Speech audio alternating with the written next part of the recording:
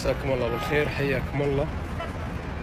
دخول جديد على أحد مواقع الاتصالات. الآن رجعنا في البطحة تحديدا.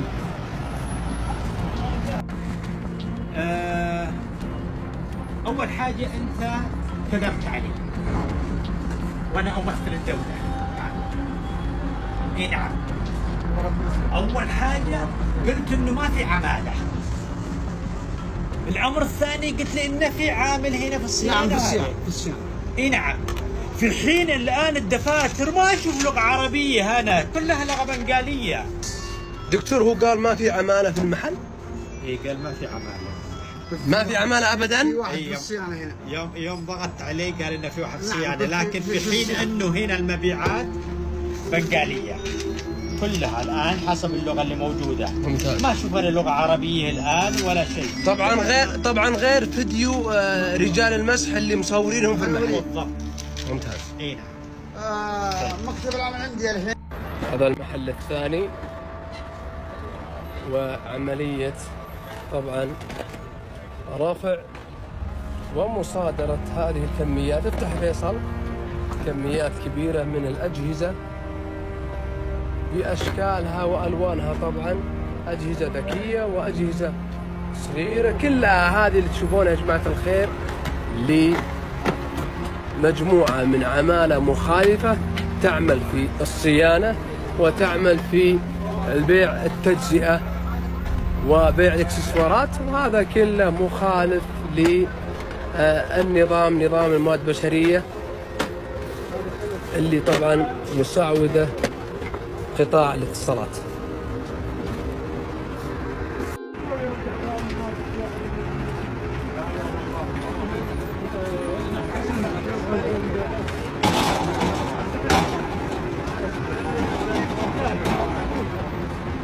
طبعا بعض العمالة هربت تركت المحل، والبعض تم ضبطه بفضل الله سبحانه وتعالى ثم بفضل همة الرجال.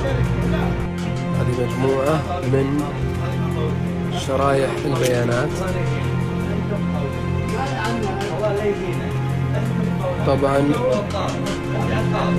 لمختلف الشركات.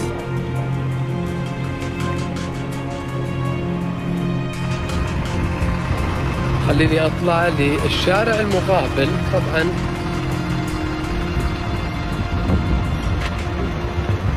برضو مجموعة من رجالنا واقفة عليه على محلات الاتصالات. خلونا نروح نشوف. بسم الله. نطلع للشارع المقابل.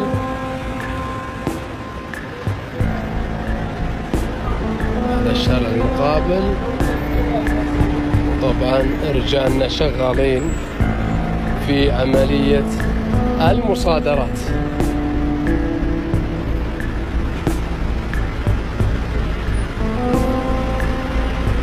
هذا المحل برضو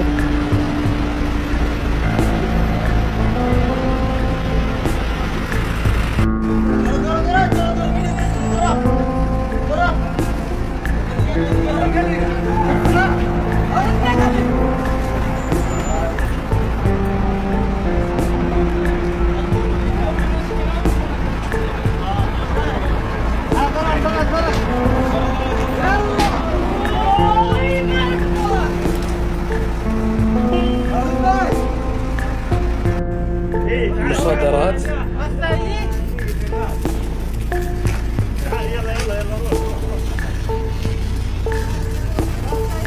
إغلاق الحين. ما في أحد فوق النظام، النظام على الجميع. قطاع الاتصالات للسعوديين فقط، هو للسعوديين فقط. سعودي خل عندك سعودي، تجلس في بيتك خلي هالعمال يشتغلون عنك.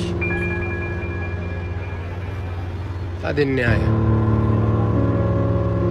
هل محلات للسعوديين فقط؟ هذا هو النظام.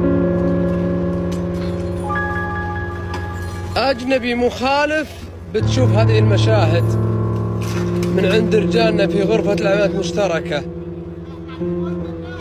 بتشال أغراضه بيقفل محله، إغلاقات وتلحيم.